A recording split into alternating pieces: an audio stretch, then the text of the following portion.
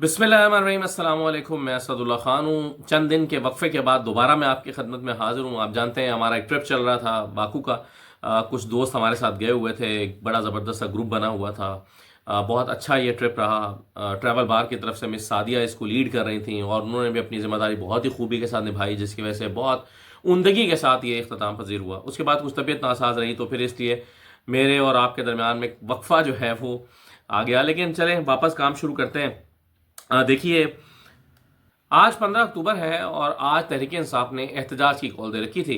कल शाम में पॉलिटिकल कमेटी जो पीटीआई की है उसने ये फैसला किया कि हम हर सूरत एहतजाज करेंगे, क्योंकि हमारे मुतालबात हुकूमत नहीं मान रही है। और मुतालबा क्या था कि इमरान खान की सेहत के बारे में उनको फिक्रमंदी है और उनसे राब्ता नहीं करवाया जा रहा है, पार्टी लीडर्स को मिलने नहीं दिया जा रहा है, वकला को मिलने नहीं दिया जा रहा है। आज मंगल को भी मुलाकात का दिन है, लेकिन चूंकि मुलाकात नहीं होने दी जा रही इसलिए हम एहतजाज कर रहे हैं। हुकूमत ने समहाउ पीटीआई को कन्विंस कर लिया और इस बात पे राजी कर लिया कि हम इमरान खान का चेकअप करा देते हैं, आप अपना एहतजाज खत्म कर दें। और पीटीआई ने इस बात पर जो है वो इत्तेफाक कर लिया कि ठीक है, आप पिम्स के डॉक्टर्स से इमरान खान का चेकअप करा दें, हम एहतजाज नहीं करेंगे। और एहतजाज ना करने की बुनियादी वजह यह भी है कि आज एससीओ का आगाज़ हो गया पाकिस्तान में, और इस मौके पर हम नहीं चाहते कि कोई बदमज़गी हो या जो है वो उस मनफी तासुर उससे जाए। तो तहरीक इंसाफ जो आज तक ये जस्टिफाई करती आ रही है कि दुनिया में जब भी कोई बड़ा इवेंट होता है तो इस मौके पर पुरअमन एहतजाज दुनिया भर में होते हैं, तो अगर हमारा भी एहतजाज हो जाएगा तो इससे क्या फ़र्क पड़ता है। पहले ये मौक़िफ़ रहा है पीटीआई का, टॉक शोज़ में भी वो ये कहते रहे हैं, ऑफिशियली भी यही मौक़िफ़ देते रहे हैं। लेकिन आज इसी एससीओ को बुनियाद बनाकर तहरीक इंसाफ ने अपना एहतजाज ख़त्म कर दिया है। दूसरा जो उनका मुतालबा था कि हमें इमरान खान से मिलवाया जाए, इमरान खान से मुलाकात कराई जाए, अपने उस मुतालबे से भी तहरीक इंसाफ पीछे हट गई और सिर्फ इस बात पर मान गई कि इमरान खान का चेकअप करा दिया जाए। और चेकअप भी शौकत खानम के डॉक्टर से नहीं, बल्कि इस बात पर भी इत्तफाक कर लिया कि ठीक है, पिम्स के डॉक्टर से ही करवा दें। तो अब तहरीक इंसाफ ऐसा लगता है कि उसने अपनी फेस सेविंग के लिए ये एक जो उसको फेस सेविंग मिल गई कि ठीक है, हमें चूंकि पुरानी पीटीआई इमरान खान का चेकअप हो रहा है तो हमें चूंकि उनकी सेहत की बहुत फिक्र थी तो इसलिए हमने अपना एहतजाज ख़त्म कर दिया है। बहरहाल अब इस पर दोनों तरफ से दलाइल हो सकते हैं। एक ये कि तहरीक इंसाफ ने बहुत अच्छा किया, एससीओ के मौके पर बिल्कुल कोई भी उन्हें सपोर्ट नहीं कर रहा था।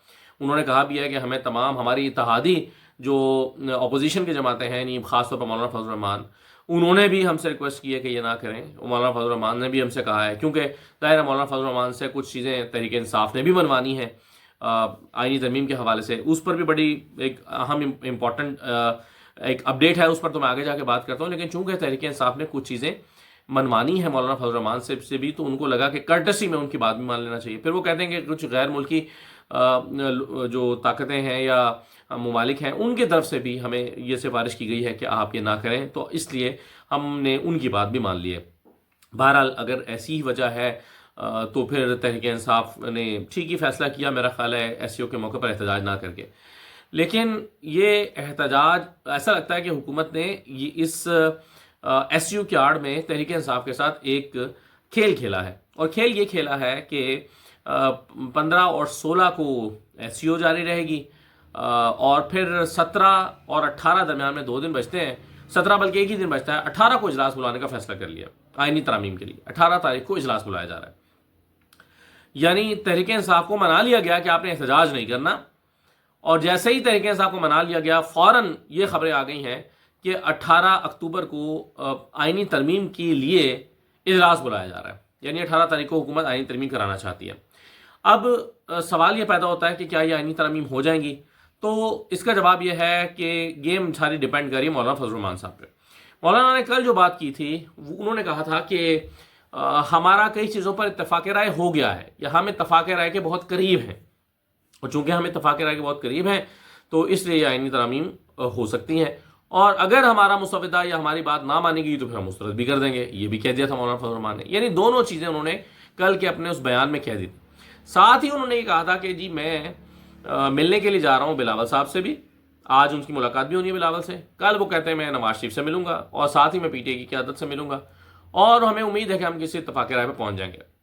अब आप इस बात को ज़रा गौर से देखें तो आपको अंदाज़ा होगा कि अगर तो इत्तेफाक राय अभी तक ना हुआ होता تو پھر 18 تاریخ کو اجلاس کی خبریں جاری کروانے کی کوئی تک نہیں بنتی تھی، اور حکومت اپنے لیے ظاہر ہے بے عزتی یا ہزیمت کا کوئی مزید سامان تو پیدا نہیں کرنے چاہے گی نا. یعنی وہ یہ تو نہیں چاہے گی کہ ابھی مولانا مانے نہیں ہے اور اتفاق رائے ابھی ہوا نہیں ہے اور پہلے اجلاس بلا لیں، تو پھر اگر مولانا کل کو نہ مانے تو پھر کیا ہوگا؟ شرمندگی ہوگی.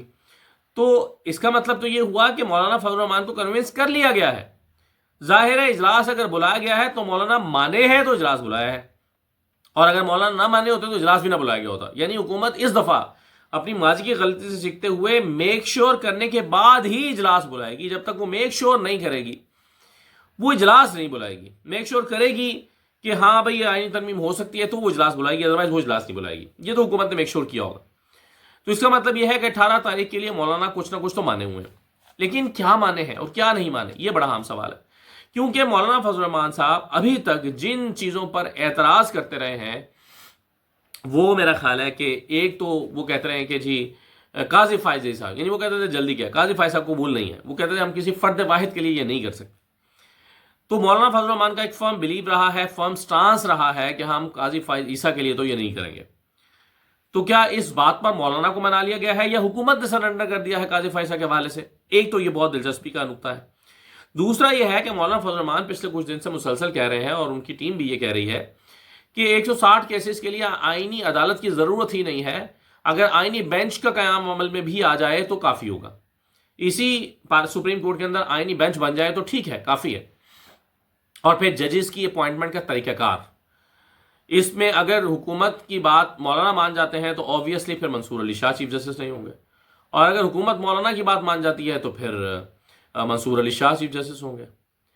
تو اگر منصور علی شاہ چیف جسٹس ہوتے ہیں تو پھر حکومت کو لگتا ہے الیکشن آڈٹ ہو سکتا ہے، پھر یہ ترمیم ہوگی نہیں، پھر اس پر مزاحمت ہوگی سپریم کورٹ کی طرف سے، پھر اس کو خدشات ہیں.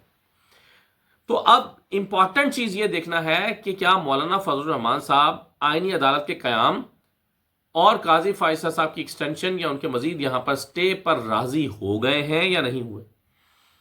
اور اگر نہیں ہوئے تو پھر کیا ہوگا؟ اگر نہیں ہوئے تو پھر آئینی ترمیم تو مجھے لگتا ہے پھر بھی ہونے جا رہی ہے. لیکن آئینی ترمیم کیا ہوگی؟ پھر وہ چند اس نکات پر ہوگی جس نکات پر مولانا فضل الرحمان صاحب مان گئے ہوں گے. یعنی 183 184 185 کوئی عدالتی جورسڈکشنز کے معاملات، کوئی اور دیگر چیزیں. تو کچھ چیزوں پر اگر مولانا دو چار چیزوں پر مان گئے ہیں تو ہو سکتا ہے حکومت یہ کہے کہ ٹھیک ہے جس پر مولانا مانے ہیں اتنی ترمیم تو ایک دفعہ کرا کے دیکھ لیتے ہیں اور باقی بعد میں دیکھی جائے گی. لیکن سوال یہ پیدا ہوتا ہے کہ اگر مولانا فضل الرحمان صاحب جو ہیں وہ مان رہے ہیں تو پھر حکومت تو یہ چاہے گی کہ بھائی آج اگر موقع مل رہا ہے 2/3 میجورٹی کا تو کل کو پتہ نہیں پوری ہو یا نہ ہو، پھر اتنی پاپڑ بیلنے پڑیں گے تو لگے ہاتھوں پھر اور بھی کچھ کرا لو. تو گیم ساری ہے مولانا فضل الرحمان صاحب کے ہاتھ میں، اور لگتا بھی یہ ہے کہ صرف ان چیزوں پر ترمیم ہو پائے گی جن پر اتفاق رائے ہو چکا ہے. لیکن کیا ان چیزوں پر اتفاق رائے کیا تحریک انصاف کے ہاں بھی ہوا ہے؟ مجھے یہ نہیں لگتا، کیونکہ تحریک انصاف تو پوری کی پوری ترامیم کو ہی مسترد کر رہی ہے، اور اس سلسلے میں بھی نہ مسودہ کوئی انہوں نے دیا ہے نہ کوئی خاص طور پر تیار کیا ہے. تو اس سارے معاملے میں تحریک انصاف کا تو وہی موقف ہے. مولانا فضل الرحمان کچھ تیزی میں آئے دکھائی دیتے ہیں، لیکن مولانا فضل الرحمان اس سے کیا حاصل کریں گے؟ لیں گے کیا؟ ملے گا کیا؟ شاید فوری طور پر وہ کچھ حاصل نہ کریں، شاید وہ کچھ دن بعد حاصل کریں. لیکن ایک بات ذہن میں رکھیے، مولانا فضل الرحمان صاحب نے اگر اس پر کوئی لین دین کیا اور اگر اس میں انہوں نے کچھ ایسی چیز کی کہ جس میں انہوں نے کچھ فائدہ اس سے اٹھایا ہوا، تو پھر میرا خیال ہے مولانا فضل الرحمان صاحب کو اس پبلک کو فیس کرنا اور عوام کے اندر جانا تقریباً ناممکن ہو جائے گا. کیونکہ فضل الرحمان صاحب اب بھی یہ مانتے ہیں کہ ہم ان ترامیم کو جو حکومت نے تجویز کی ہیں اس کو اس پر عمل درآمد کر کے یا ان پر ووٹ کر کے ہم عوامی غیظ و غضب کو دعوت نہیں دے سکتے. یہ ان کا ایک واضح موقف رہا ہے اور اس کا اظہار وہ ایک سے زیادہ پریس کانفرنسز میں کر چکے ہیں.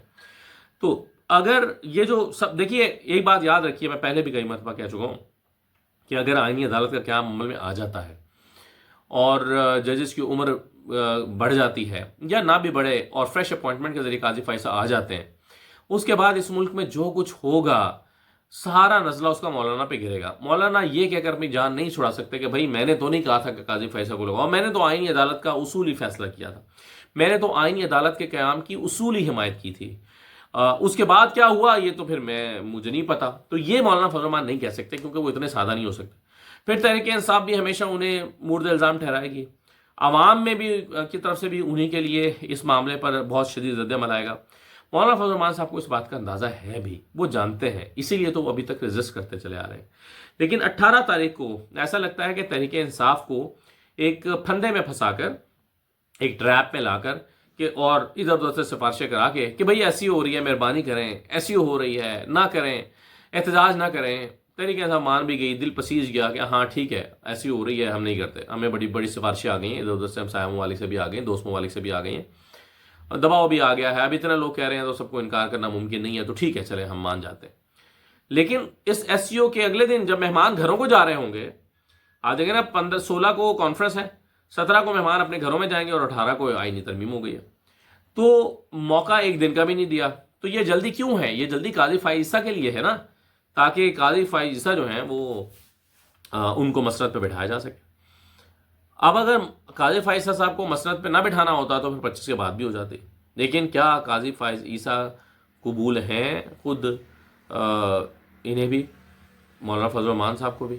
اب دیکھیے ایک بات آپ ذہن میں رکھیں کہ یہ جو کچھ آئینی ترمیم کے نام پر آج ہو رہا ہے، کل کو اگر کوئی اور جماعت حکومت میں آ گئی تو یہ سارا ملبہ نزلہ جو ہے وہ، یا اس وقت کے حالات کے مطابق جس پارٹی کو سب سے زیادہ رگیدا جا رہا ہوگا وہ یہی ہوگی جو پھر اس وقت اپوزیشن میں ہوگی۔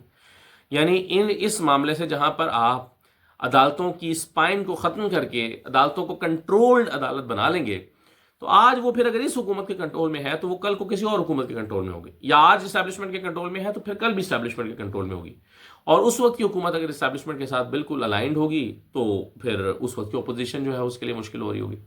تو حکومت کو یہ بات سمجھنی چاہیے کہ یہ اپنے لیے مستقبل کے لیے پریشانی پیدا کر رہے ہیں، اور جو نون لیگ کے سنجیدہ اذہان ہیں ان کو اس بات کا اندازہ بھی ہے، اور سنجیدہ اذہان کو اس بات کی فکر مندی بھی ہے۔ لیکن بہرحال جو ہے وہ 18 تاریخ طے پائی ہے جس میں آئینی ترامیم۔ اب ایک کنکلوڈ کرتا ہوں، میں بات کو ختم کرتا ہوں، ایک بات صرف میں کہتا جاؤں کہ کنکلوڈ کرتے ہوئے at the cost of repetition, کہ مولانا فضل الرحمان صاحب کچھ چیزوں پر اتفاق کر گئے ہیں تبھی یہ اجلاس بلایا گیا ہے۔ اگر اتفاق نہ کیا ہوتا تو حکومت یہ رسک نہ لیتی کہ اجلاس بلا لیتی، یا اجلاس بلانے کا ابھی بلایا نہیں گیا، ابھی جب تک میں ویلوگ کر رہا ہوں ابھی اجلاس بلایا نہیں گیا، فیصلہ ہوا ہے، خبریں چل گئی ہیں، فیصلہ ہو گیا کہ اجلاس بلایا جا رہا ہے 18 کو، ابھی شاید تھوڑی دیر میں اس کی ڈیٹیلز بھی آ جائے۔ تو مولانا فضل الرحمان کچھ نہ کچھ مان گئے ہیں تبھی یہ اجلاس بلایا گیا ہے، لیکن کتنا مان گئے ہیں؟ کیا قاضی فائز عیسیٰ پر بھی مان گئے ہیں، اور کیا آئینی عدالت کے قیام پر بھی مان گئے ہیں؟ یہ بہرحال ایک بڑا سوال ہے۔ اجازت دیجیے، اللہ حافظ۔